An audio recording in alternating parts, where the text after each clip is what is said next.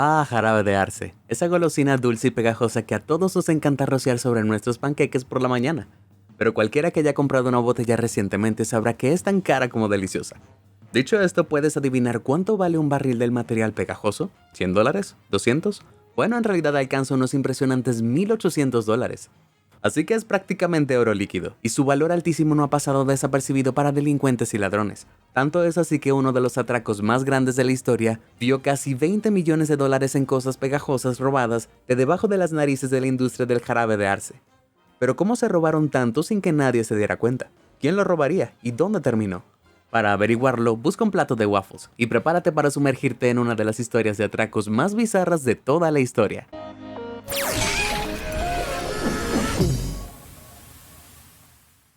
Todo comenzó en julio de 2012. El astuto contador Michael Govrow estaba realizando una revisión de rutina de la enorme reserva de jarabe de arce que está almacenada en un depósito en Quebec, Canadá.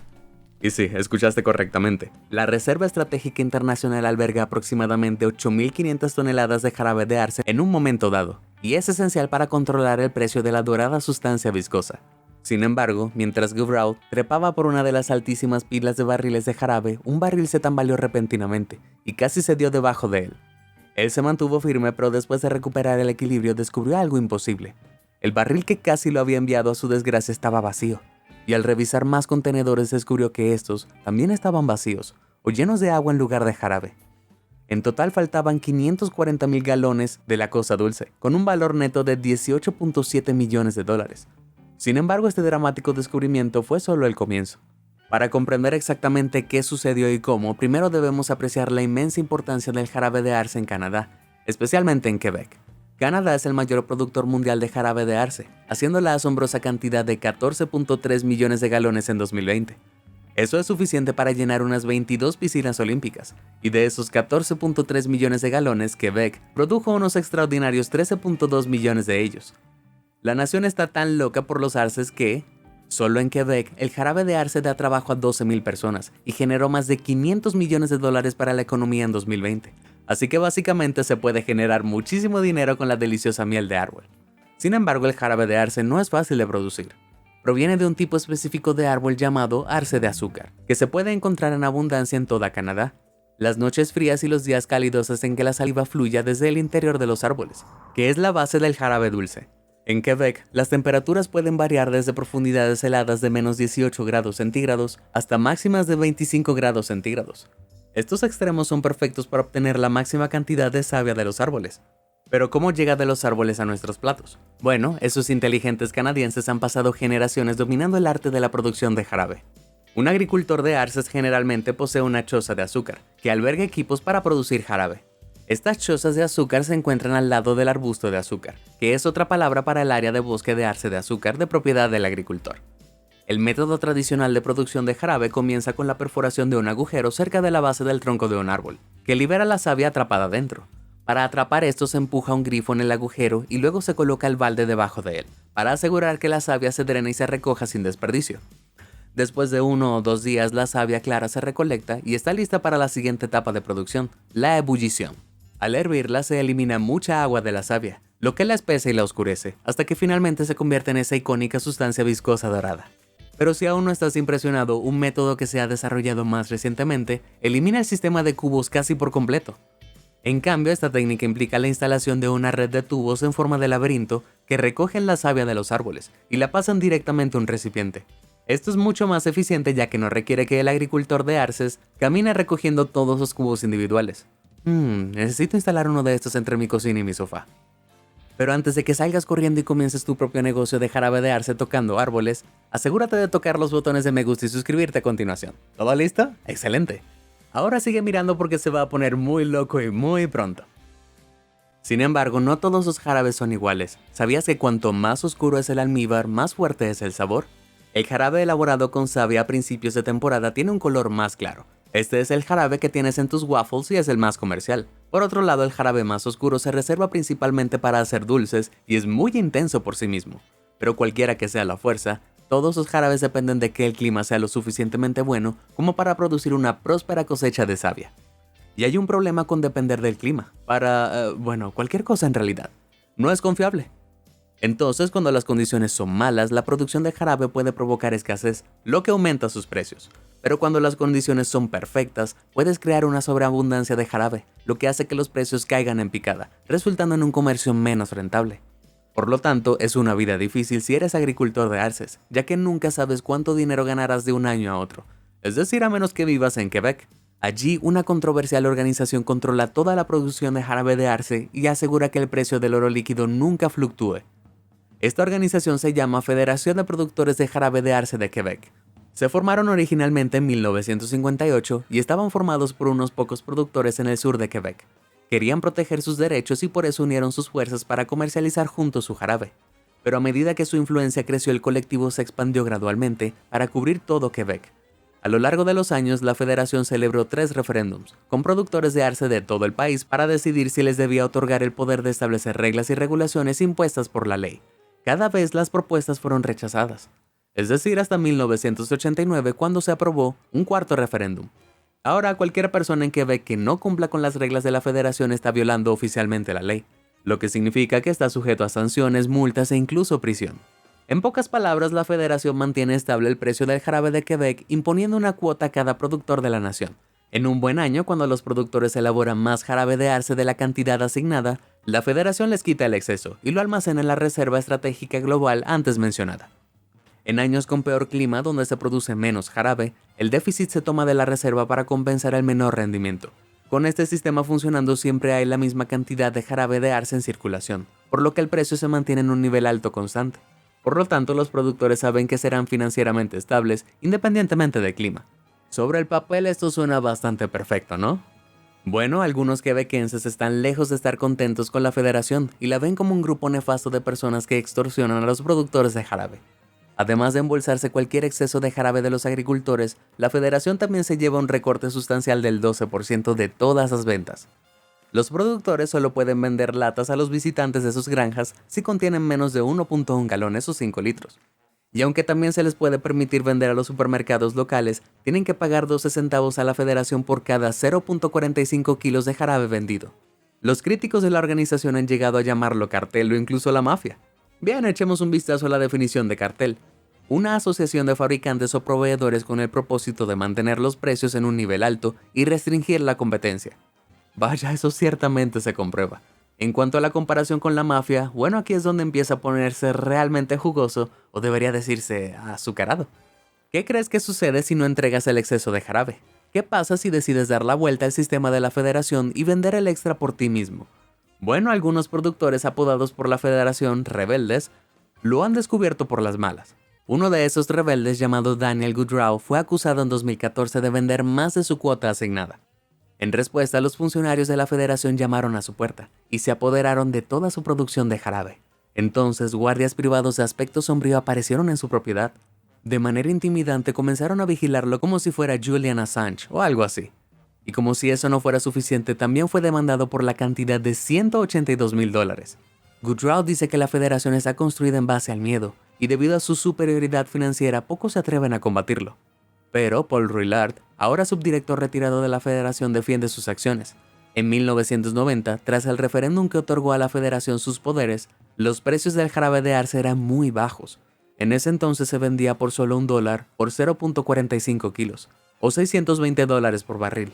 Debido a esto, los productores estaban realmente muy contentos por la intervención de la federación porque prometió aumentar el precio y mantenerlo estable. Rouillard insiste en que el sistema es excelente y la estabilidad que ha aportado a la industria de arce en Quebec es una gran ventaja para los productores. Sin lugar a dudas, la federación ha cumplido su promesa de 1990, a $1,800 el barril. El precio del jarabe casi se ha triplicado y ahora es casi 30 veces el precio del petróleo crudo, y tampoco parece que vaya a caer pronto. Entonces, en 2011, cuando la federación decidió alquilar un almacén para la reserva global de jarabe, es posible que sospecharan que alguien intentaría robar algo, pero sería bastante difícil robar un solo barril cuando pesan 281 kilos, ¿no? ¿No importaría robar, no lo sé, 9.571 barriles? Pero eso es exactamente el número que se encontró desolado sin jarabe un año después, en 2012. Entonces, ¿qué diablos pasó? Era un equipo de ninjas amantes de los panqueques mezclándose con sombras y trabajando juntos para cambiar barriles a su base ninja secreta. Ya quisiera, pero la realidad es casi tan descabellada, si acaso no más. Da la casualidad de que el almacén que contenía las hileras del dulce líquido era propiedad de la esposa de un tal Avi Caron.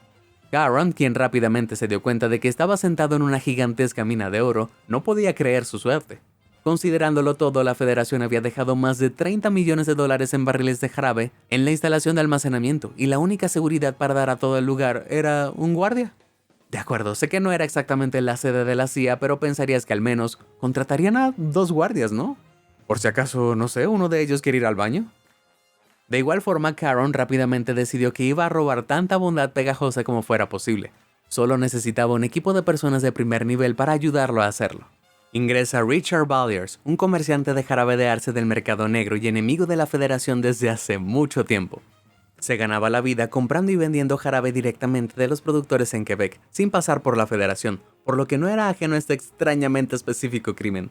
El conductor del camión de Caron, Sebastian Jutras, le había recomendado al hombre. Luego, juntos, Caron y Valliers tramaron un plan que, si podían llevarlo a cabo, los convertiría en millonarios.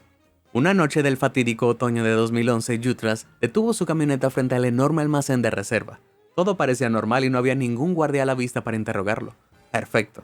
De repente las puertas del camión se abrieron y un equipo de personas saltó. Sin perder tiempo, los ladrones rompieron las cerraduras de la puerta del almacén y entraron rápidamente.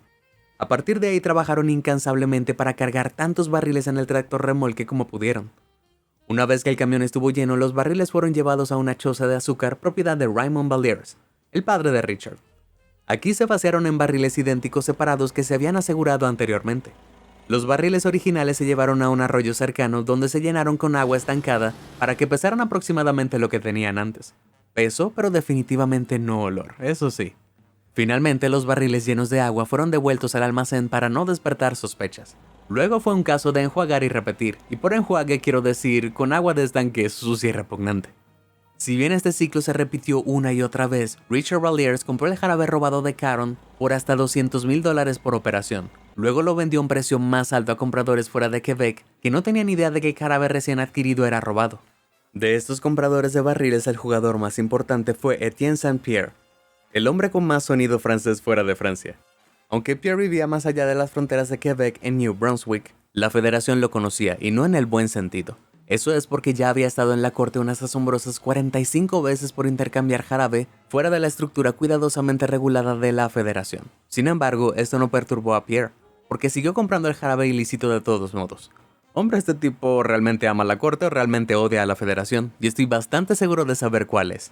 Así, toda la operación se desarrolló durante meses, desde agosto de 2011 hasta finales de julio de 2012. Al parecer, la banda de ladrones pensó que nunca los atraparían. Valliers, que había ganado casi $1 millón en estos despreciables tratos, claramente se estaba divirtiendo. Se regaló no una ni dos, sino 3 lujosas vacaciones. Entonces, si todo iba tan bien, ¿cómo fue que todo salió tan mal?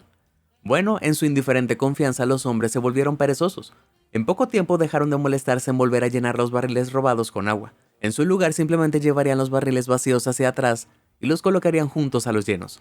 No importaba, ¿verdad? Nadie pareció comprobarlos nunca, porque si lo hicieran seguramente ya habrían escuchado algo en las noticias.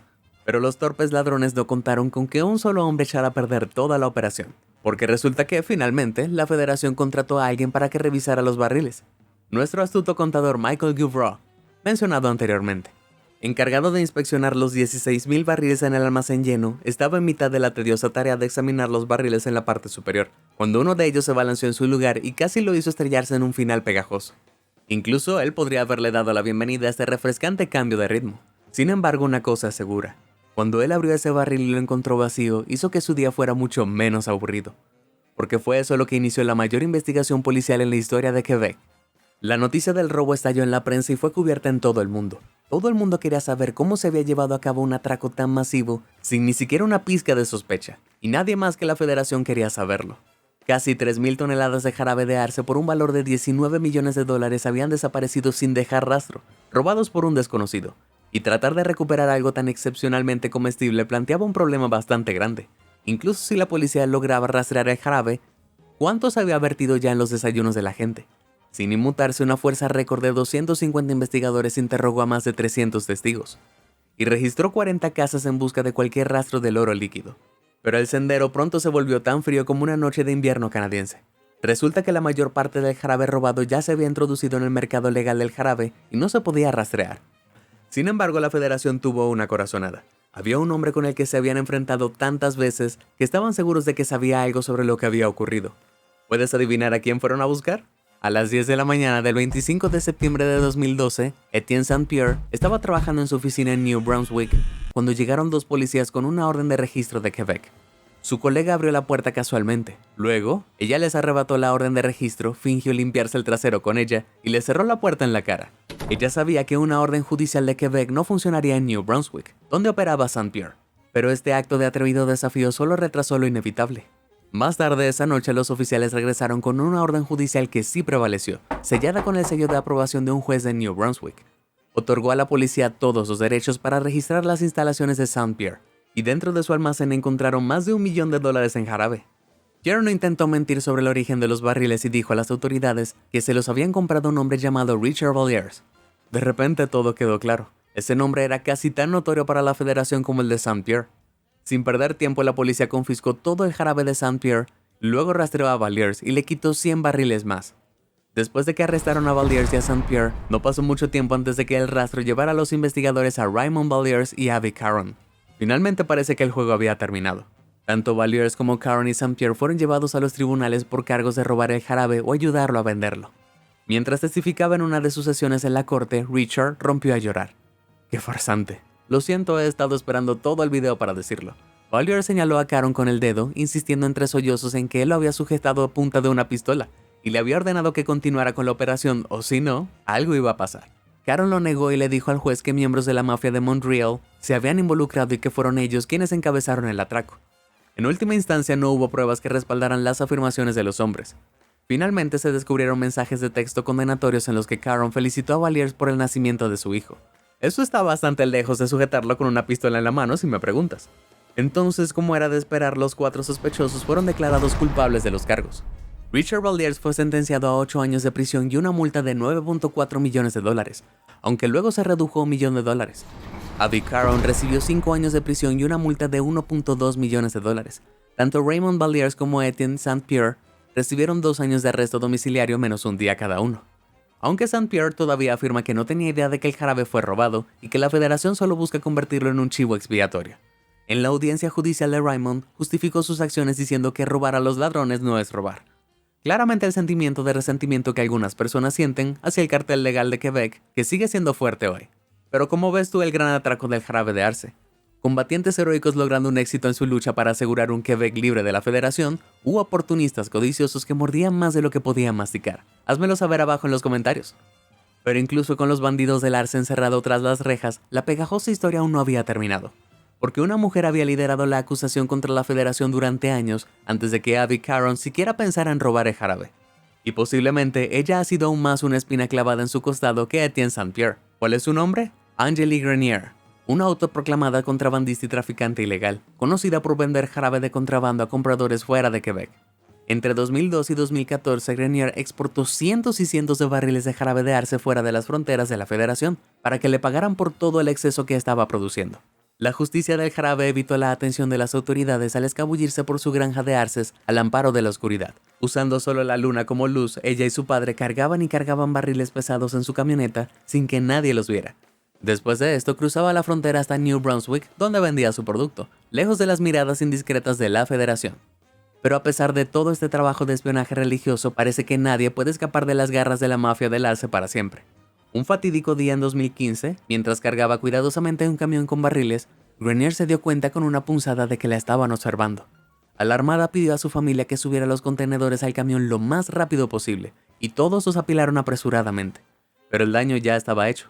Los jefes supremos del almíbar finalmente la habían atrapado, y no les tomó mucho tiempo cerrar sus exportaciones clandestinas para siempre.